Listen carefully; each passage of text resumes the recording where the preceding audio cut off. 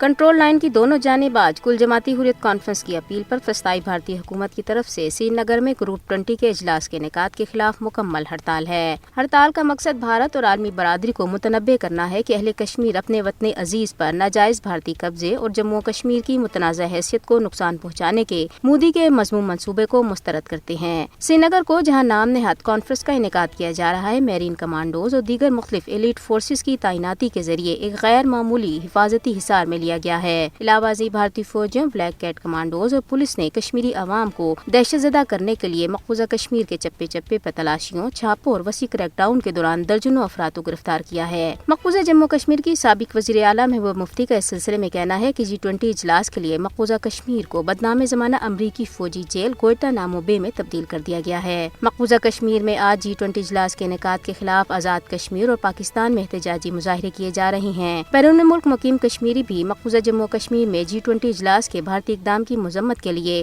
برطانیہ اور امریکہ سمیت مختلف ممالک کے دارالحکومتوں میں بھارت مخالف احتجاجی مظاہرے اور ریلیوں کا انعقاد کر رہے ہیں۔ صدر پاکستان عارف الوی نے G20 کے کشمیر اجلاس پر شدید احتجاج کرتے ہوئے عالمی برادری سے اپیل کی ہے کہ مقبوضہ کشمیر میں جاری بھارتی مظالم اور 2.5 لاکھ کشمیری شہداء کے قاتل بھارت سے اس کا حساب لیا جائے۔ پاکستانی وزیر خارجہ بلاول بھٹو مقبوضہ وادی میں G20 اجلاس کو مسترد اور کشمیریوں سے اظہار یکجہتی کے لیے مظفر آباد میں آج جلسے اور آزاد کشمیر کی پارلیمنٹ سے خطاب کر رہے ہیں۔ Chairman Kashmir council EU Ali Raza سید نے کہا ہے کہ جموں و کشمیر کے متنازع علاقے میں G20 اجلاس کا مقصد مقبوضہ کشمیر میں بھارت کے ہاتھوں انسانی حقوق کی بڑے پیمانے پہ خلاف ورزیوں سے بین الاقوامی توجہ ہٹانا ہے۔ انسانی حقوق اور اقدار کے ساتھ اپنی وابستگی کا مظاہرہ کرنے کے لیے G20 ممالک کو سری نگر اجلاس میں شرکت سے انکار کرنا چاہیے تھا، جیسے کہ چین اور ترکیہ نے کیا ہے۔ جموں کشمیر کے بین الاقوامی طور پر تسلیم شدہ متنازع علاقے میں G20 تقریب کا انعقاد اقوام متحدہ کی ساکھ کو مجروح کرنے کے بھی مترادف ہے۔